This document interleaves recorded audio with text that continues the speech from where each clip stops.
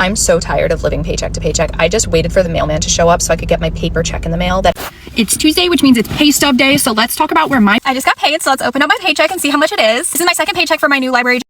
Are you tired of living from one paycheck to the next? In this video, we will break down why so many people struggle financially. No matter how hard they work, I will share real talk, practical tips, and eye-opening truths to help you take control of your money. Let's stop surviving and start thriving. Welcome to Paycheck to Paycheck. I'm so tired of living paycheck to paycheck. I just waited for the mailman to show up so I could get my paper check in the mail that I've been waiting for weeks.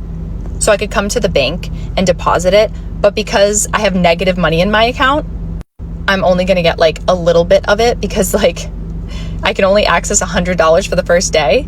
So I'm probably going to have like $60 today. I haven't gone grocery shopping in probably a month. We have like no food to eat for dinner except for like mac and cheese and ramen.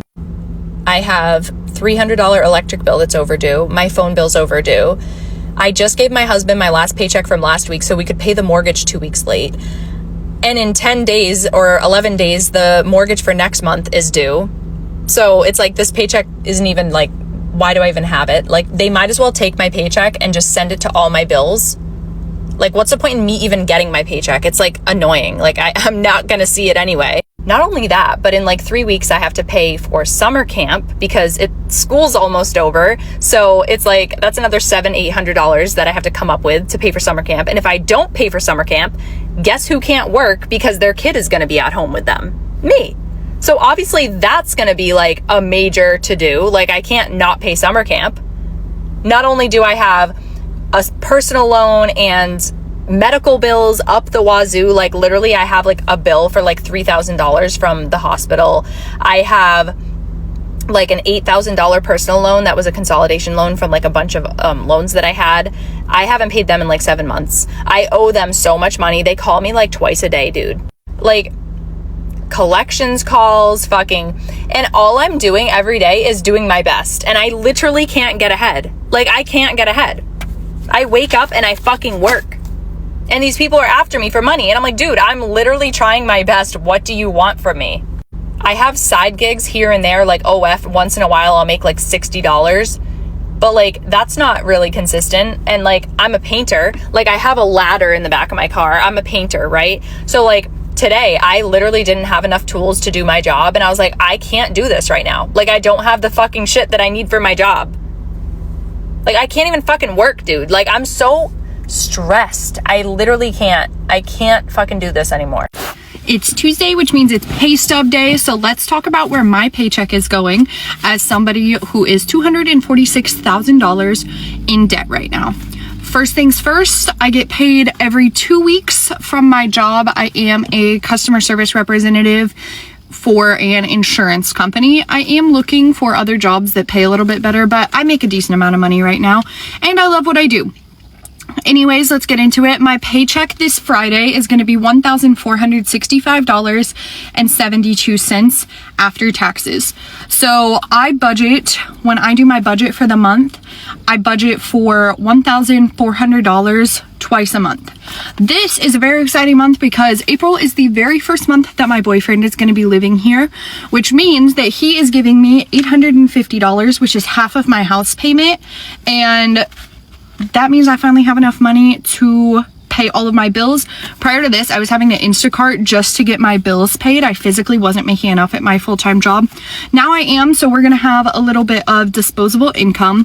So that extra $65 that I didn't plan for out of the $1,465 is going to, typically it goes towards like groceries, gas, something that I need to pay for. So that's going to kind of be padding in the bank account. Bills that I have due this pay period. My Apple subscription for my Apple Music is going to be $26. My Amazon Prime subscription is going to be about $18. They charge me something different every month, so we always say 18. I round up all my numbers. My car payment is $243. My car insurance payment is $220. My phone bill this month is going to be $116. And then I owe $40 for one of my water bills. And then the rest of that money, because that comes out to $663. So to round out that $1,400, the rest will just get applied towards my house payment, which is $1,654. So that's where that extra money will go.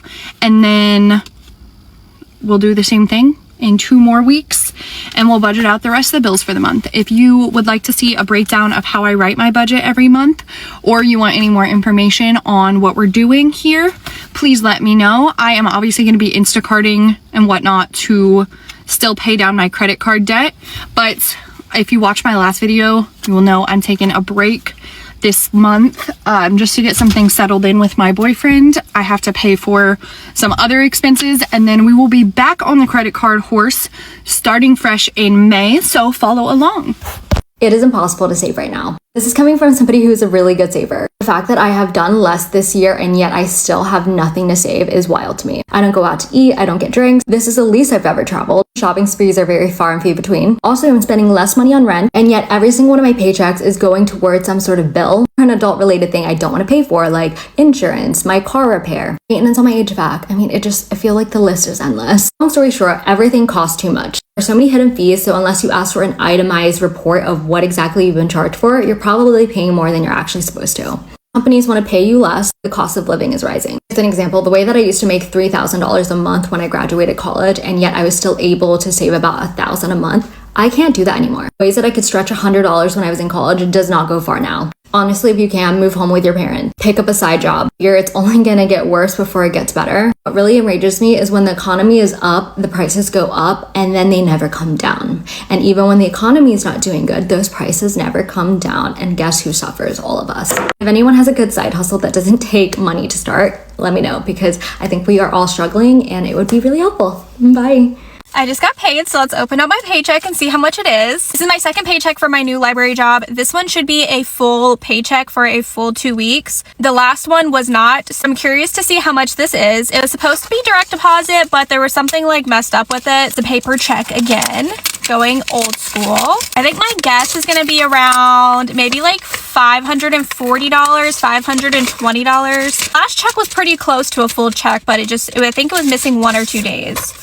It is $549.48. So I was almost correct. $549. That means every 2 weeks I will make $550. So I will make $1,100 a month. That is pretty good for part-time. It's only it's 18 hours a week, but I have 2 like 30-minute breaks that I'm unpaid for. So I only work 17 hours a week, so that's 34 hours for $550. That's not bad. My hourly wage is $17.57 for anybody that's curious. The minimum wage in Connecticut I think just went up to $16 possibly, or $16.50, so I don't make quite much more than minimum wage. So even though I'm making less money per paycheck at this job than I was my retail job, I'm making more per hour, and also the work is nowhere near as like stressful or busy. Like this job is so chill that I'm absolutely fine only making $1,100 a month at this job.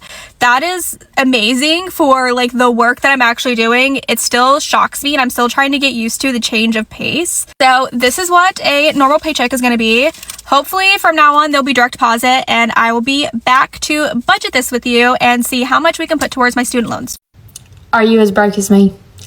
If your refrigerator is stocked up and your pantry is stocked up, you're not living paycheck to paycheck, I want you to tell me in the comments what you're doing. Like, share all your secrets and tips with me, because let me just show y'all how broke we are.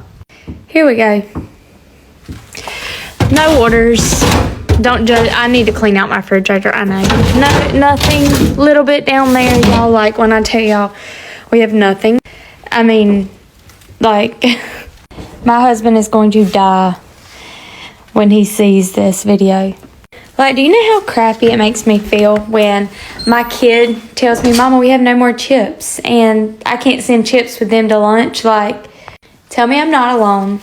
Please. How are people making it these days? Medical bills are eating me alive.